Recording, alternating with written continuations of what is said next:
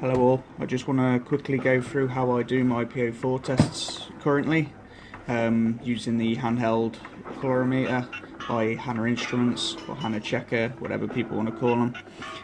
So this is the Phosphorus Ultra Low readout.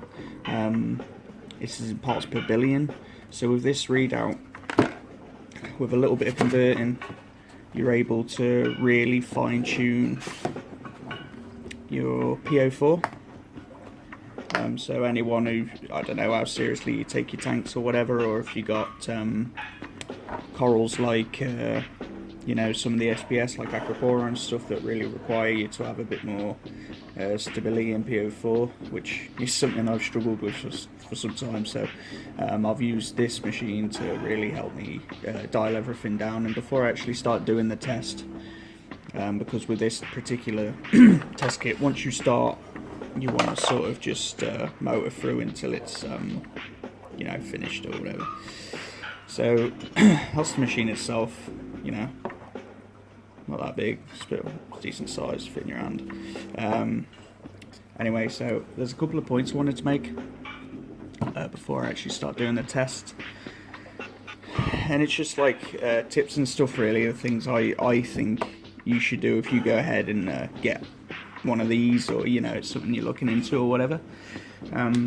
First and foremost, if you haven't got one of these yet and you're going to buy one, wherever you get it from, all it is the original one give you a very short amount of time to actually prepare your second cuvette with the reagent in, and a lot of people were finding that it was, you know, nowhere near enough time. You'd have to use both cuvettes. The way I do it, you can still only use the one.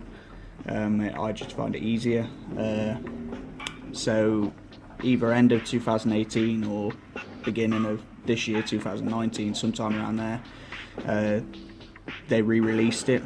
And I don't know whether it was like really well broadcasted or whatever, but the re-release version basically just gives you a bit more time before it shuts itself down. There has been a few times where I did this test where, you know, I didn't have enough time and I had to start the whole process again. So just to let you know, if you go and get one of these, make sure that you're getting the latest version of it.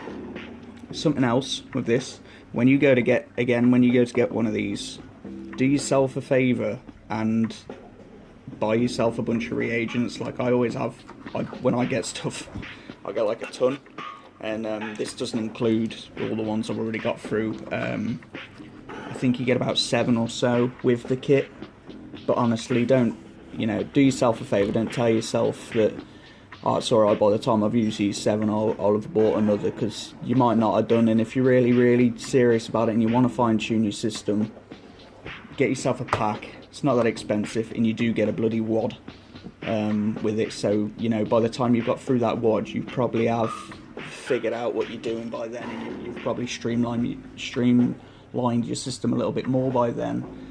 And then you can drop your tests down to, you know, something else that you're more comfortable with. I'm testing my PO4 at the minute, like every day to every other day. So, you know, at the minute, it's I think I left it about a week, but I've been everywhere the last week, so I'm back to my routine now. One more point off the top of my head. I'll also show you a trick halfway through this as well, how I, if you're having any trouble emptying these things. This system requires these cuvettes to be super clean. If you want that super accurate readout, which is why you would have bought one of these probably in the first place. Either, you know, you've got your accuracy, it's easy, and you're not looking at a shitty little, you know, hard to read color chart where you know, the differentials are massive, where you could be thinking, oh, it might be 0.1, but then again it also looks like it could be 0.6, you know, something ridiculous like that. So all I was going to say is, with these cuvettes, making sure you've got something like a microfiber cloth or something like that to keep cleaning it.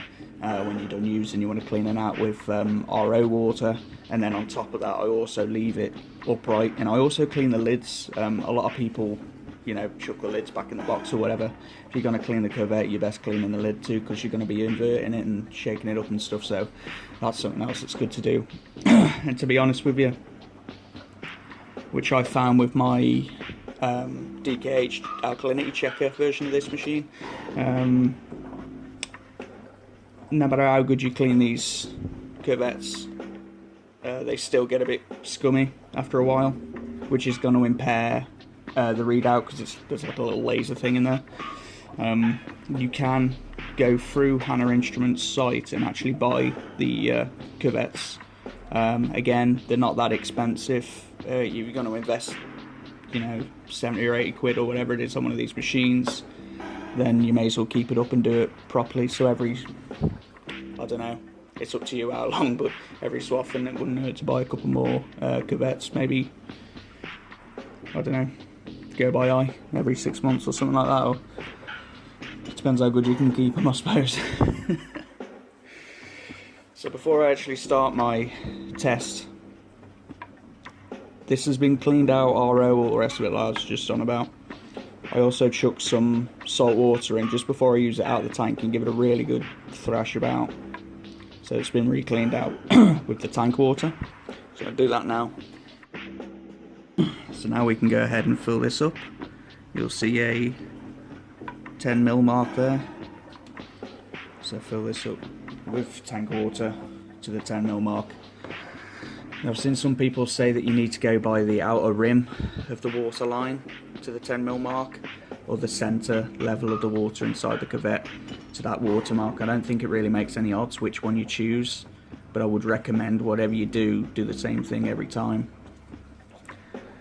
That's the only thing I can recommend on that one. I'll do this very carefully because the amount of times I knocked it over.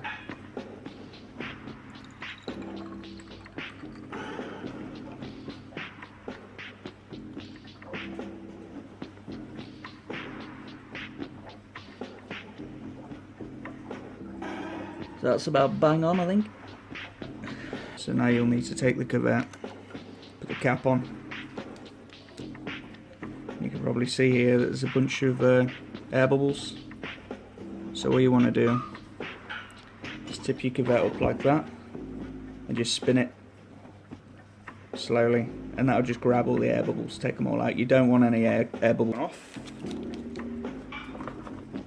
And there's, you know, I don't know how much use there is in doing this, but I like to just sort of scramble it up a bit, and just, because this is full of powder, you see, and I want as much of that powder to go down the bottom as possible, and you tend to find that there's sometimes a little bit left that gets stuck to the pack and stuff, so try and get as much of that as possible. A lot of people really struggle with these. I'll show you what I do. Once we cut it, you'll see a little scissor line there coming around here, just like that, and it sort of creates a funnel. So yeah, anyway, you've made yourself a bit of a funnel. Do that a bit, get all the powder in there, and you'll see the powder in there. So then all I'll do is I'll just stick that in there out the way where it's kept upright, and that's where the cuvette goes in there. Now another thing with this is on this cuvette where this is just an example, you'll pick your spot, but I always pick this 10mm mark and like line it up with the front panel or something like that, so whenever it goes in, it's always sat in the same way. So I always just follow that 10mm mark as a guideline. At this point you really try not to touch the glass.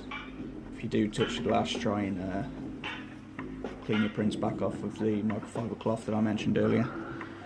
Turn your machine on and it will come up with, when it's ready, C1 there, so we can go ahead and open her up, add the cuvette. You've got your 10mm lined up, shut the cuvette, press the button again, so make sure you can see that. It'll analyse that, and then it will give us a C2, which means put the reagent in.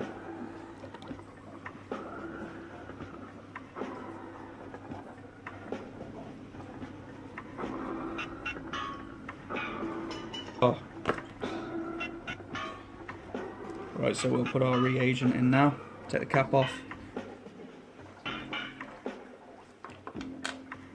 Remember what I said, we're not we're not talking about a limitless amount of time here.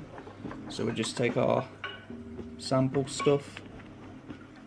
Nearly lost it. And just tip it in carefully.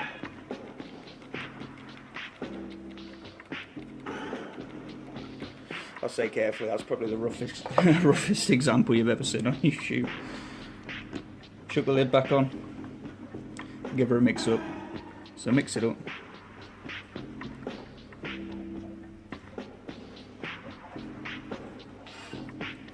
You want to sort of do this until there's not much, you know, you can't really see it in there anymore.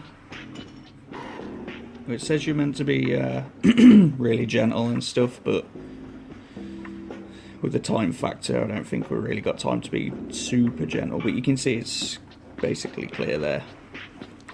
So we'll do a couple more, give it another quick clean over with our microfiber cloth.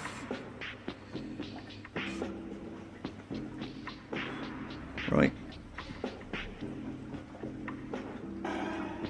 chuck her back in. Remember what I said about that 10mm mark? Back in, close your lid, and now this bit, press and hold this for 3 seconds and I'll give you a timer. 1, 2, 3. Don't hold it down for any longer if you can help it. If the number comes up, you get off the button straight away. Count to 3, get off the button, because it does this thing and it can like reset the I don't really know what it does, but when I first got this, bit of a learning curve, I was either holding it down too long or letting go too early or whatever, and it was going off, and I was basically having to start again. So I'm warning you here. You'll probably still have to go through it a little bit and you'll see what I mean. Like, so it's giving you a countdown timer here. Gives you a countdown of 3 minutes. And then it'll go to its sort of 3 lines across here, like an analyzing screen or some sort of deal. Really, you should leave it alone at this point, but I just wanted to show you. So when it goes onto that analyzing type dots screen thing, you're talking probably 5 or 10 seconds from there as well. So now it's just a matter of waiting to get our score. So when it does finally give us our number, I'll put a conversion chart up at the end of the video, and I'll leave it there for a good 10 or 20 seconds or something, maybe 30 seconds. So if you ever get a bit confused or whatever, you can come back to the video, skip to the arse end of the video and just have a quick look at the chart, or I'll try and put a link in the description as well, so you can go through it through there. If it lets me, because I've had a bit of trouble trying to link stuff up with this recently, but I'll try anyway. I do really like this checker, just test kit, but I think I appreciate it more when I've been using, I started with API years ago, and then went to Salifert, then Red Sea, and I've come to this now, and this is easily the best one. You know, it's the most expensive, but it's also the most accurate in my opinion. It's just my favourite. I think I appreciate it more because I've been using test kits that probably aren't very accurate for the past 2 years. So now I finally start to get things nailed down a bit. It's like saying you have a bad skimmer and you love it to bits because you don't know any better, then you go out and get a really good skimmer and then you realise what you had before was no good, kind of deal. So we're just waiting on our number now, 31, so that's very high, or it's quite high still. So anyway, I'll put a conversion chart up. I've got some work to do on my tank, obviously. And I'll catch you all next time. If you have any questions or anything, let me know in the comment section below. Please do give us a like, it helps the video. And let me know if there's anything particularly you need to know or whatever, okay? Alright, all the best guys, keep it wet.